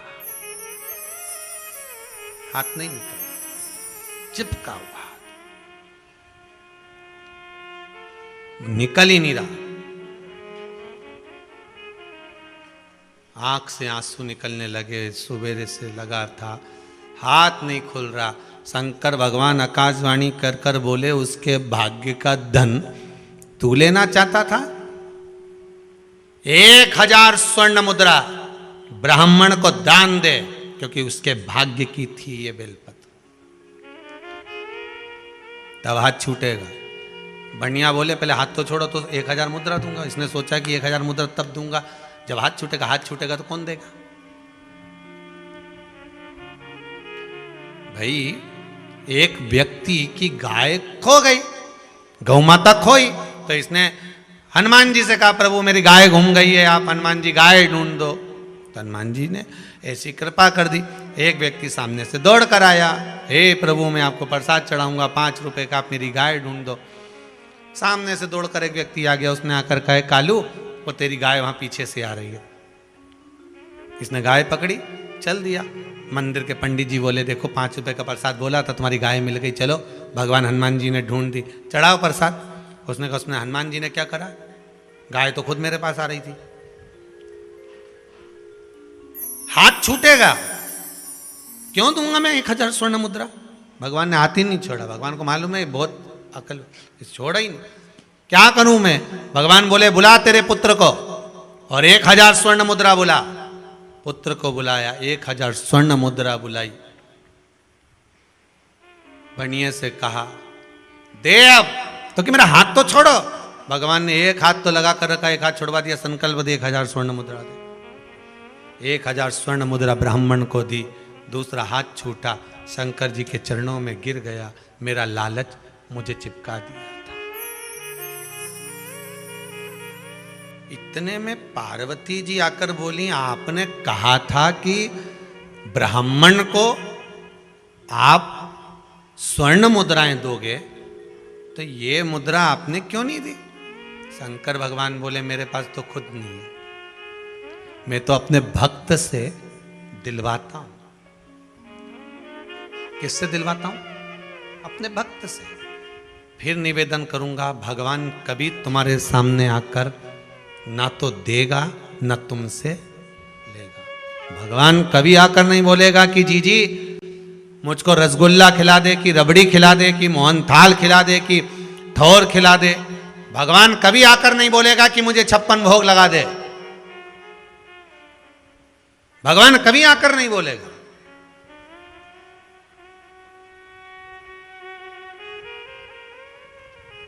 भगवान तो किसी को एक माध्यम बनाएगा और भेज देगा, जा तेरा वो काम हो जाएगा। माध्यम बनाकर भेजा। और हम तो कहते हैं संपूर्ण विश्व में, सारे संसार में जब एक तरफ श्रीमद् भागवत कथा चल रही थी, बीच में ये शिव महापुराण की कथा अगर कोरोना महामारी में आई है, तो ये जान लेना कि भगवान ने माध्यम बनाकर भेजा है कि तुम्हारी जिंदगी को संवार लो। ये शिव महापुराण की कथा अगर आज आई है, तो ये आपके जीवन को संवारने वाली है, आपके जीवन को सार्थक बनाने वाली है, सार्थकता प्रदान करने वाली। ये जीवन को एक परमात्मा की शरणागति तक लेकर जाने वाली।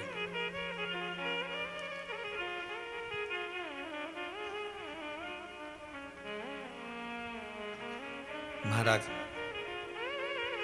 शंभु शरणे पड़ी, मांगू घड़ी रे घड़ी, दुख काटो दया करी न दर्शन बाबा।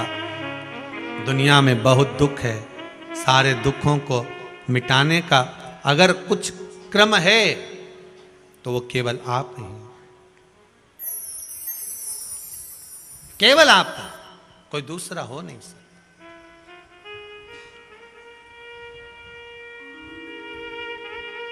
भगवान कभी सामने आकर नहीं देगा, भगवान कभी तुम्हारे सामने आकर लेगा भी नहीं। भगवान तो किसी को माध्यम बना देता है। देव ऋषि नारद के अहंकार को तोड़ना था, तो देव ऋषि नारद से तप करवा लिया। इतना अहंकार देव ऋषि नारद में आ गया कि मैंने कामदेव को जीत लिया। तो शंकर जी के पास जाकर कहते हैं कि मैंने काम को जीता है जिसको आप नहीं जीत पाए। शिव जी ने अपने गले की रुद्राक्ष की माला दे दी, ये ले रुद्राक्ष की माला। देव ऋषि नारद ने वो रुद्राक्ष की माला भूमि पर जाते जाते पटक दी। ये रुद्राक्ष की माला जिसकी कोई कीमत ही नहीं है, फेंक दिया। रुद्राक्ष का मोल क्या होता है, रुद्राक्ष का मूल्य क्या होता है, ये रुद्राक्ष पहनने वाला ही जान सकता है। जिस समय पर रुद्राक्ष महोत्सव हुआ था कोरोना महामारी के समय पर, और कोरोना महामारी दूसरी लहर तो बाद में चालू हुई थी, जब रुद्राक्ष उत्सव हो चुका था, उसके बाद कोरोना की जो दूसरी लहर चालू हुई थी, आप सबको स्मरण होगा, लोगों को जो रुद्राक्ष बांटे गए थे, इतना विश्वास था उस रुद्राक्ष में, उसका पानी पी पी के लोग बीमारी से ठीक हो गए थे। आज भी कई पत्रों में लिखा हुआ है, इनमें कई पत्र,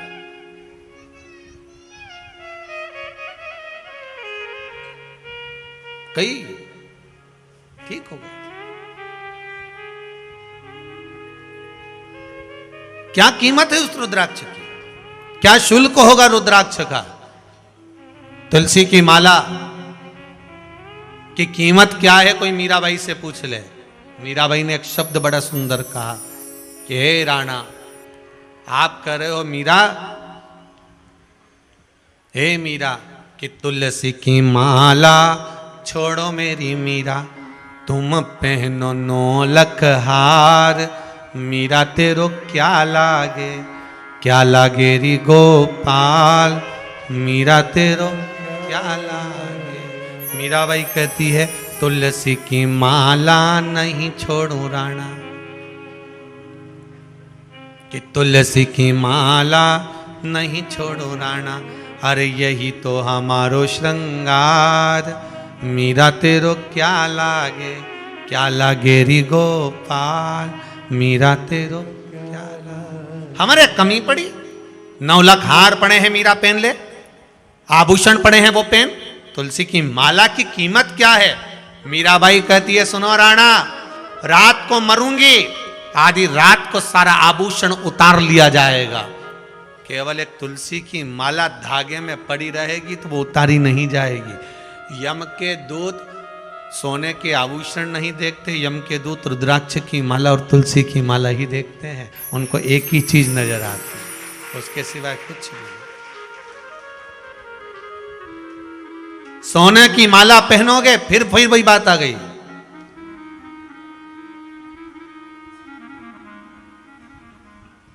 सोने की माला होगी तो चोरों की नजर होगी, सुंदरता होगी तो लुच्चों की नजर होगी, और रुद्राक्ष और तुलसी की माला होगी तो मेरे देवाधिदेव महादेव की नजर होगी। ये आंख के ऊपर क्या रखा है, क्या धारण करा है, ये आंख के ऊपर जो माला आप पहन लो, कौन रहेगा।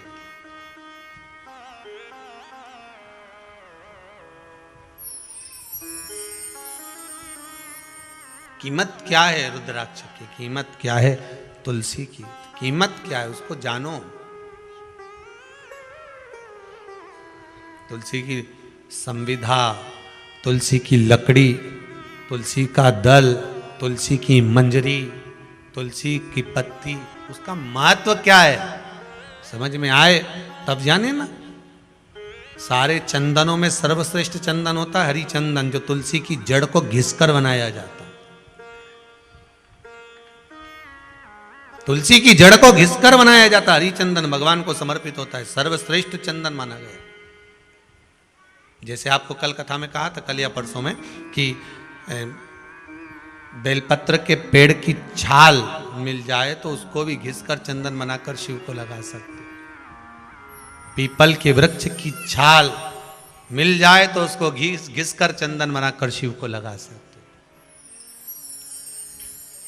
कितना महत्व है उसका, कितना। महाराज शमी के वृक्ष की छाल, उसका भी चंदन बनता, वो भी शिव को चढ़ता। जैसे शमी वृक्ष की पत्तियां, शमी की पत्ती, शमी वृक्ष का जो महत्व पहले कहा है शमी वृक्ष की पत्तियां जब अदालत में या कानूनी कोई प्रोसेस के अंतर्गत कानूनी कोई कार्रवाई हो गई है या कोई अटका है काम, तो शमी की पत्तियों को 5 जगह पर चढ़ाया जाता है उस कार्य को निपटाने के लिए। पहला, अशोक सुंदरी की जगह पर। अशोक सुंदरी की जगह कहाँ है आपको मालूम है, पहले भी बताया। जैसे ये शिवलिंग है, ये जलाधारी गोल, उसके सामने ये चरण, बीच में जो एक मोटी सी लाइन होती है वो अशोक सुंदरी की जगह है। तो अशोक सुंदरी की जगह पर शमी पत्र को चढ़ाया जाता है। अब शमी पत्र अशोक सुंदरी की जगह पर एक स्थान, दूसरा शिवलिंग के ऊपर, तीसरा जहां शिवलिंग रखा है, जहां शंकर का शिवलिंग रखा है उस कटी भाग पर शमी पत्र को चढ़ाया जाता है। चौथा, नंदी का जो चरण उभरा उठा हुआ दिखे वहां शमी पत्र चढ़ाया जाता है। पांचवा, शंकर भगवान के मंदिर के द्वार पर शमी पत्र चढ़ाया जाता है। केवल एक ही बार चढ़ाना चाहिए, जिस कामना से चढ़ा रहे हो, जो अदालत में कार्रवाई चल रही हो या कोई प्रशासनिक परेशानी आ गई हो या कोई काम अटका पड़ा हुआ है तो उसके लिए चढ़ाया। 5 स्थान है हमारा शमी पत्र को समर्पित करने के।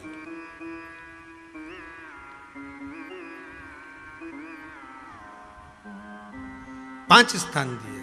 शमी पत्र को आप 5 चढ़ाएंगे, आपकी प्रशासनिक जो व्यवस्थाएं वो सुचारू हो जाएगी, वापिस कोई तकलीफ नहीं आएगी। शमी पत्र की महत्वता, चंदन की महत्वता।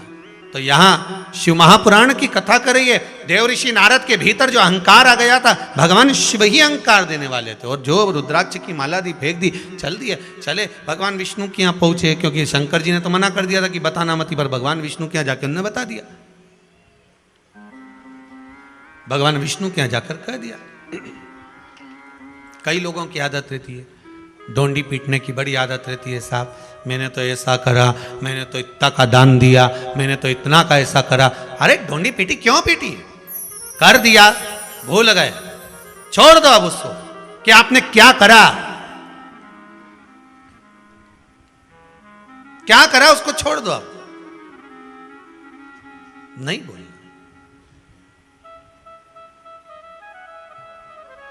तेरा ही दिया मैंने खाया पिया है, तेरा शुक्रिया तेरा, मुझे भोले बाबा ने बहुत दे दिया है, तेरा शुक्रिया तेरा। उसने क्या कमी रखी?